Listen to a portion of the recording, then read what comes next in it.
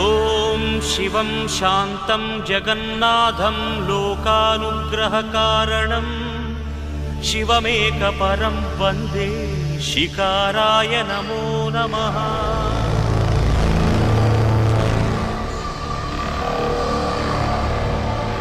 ॐ महामङ्गलाय महाभिषेकाय महाशान्ताय महावीरेन्द्राय महायोगेन्द्राय महागुहाङ्गाय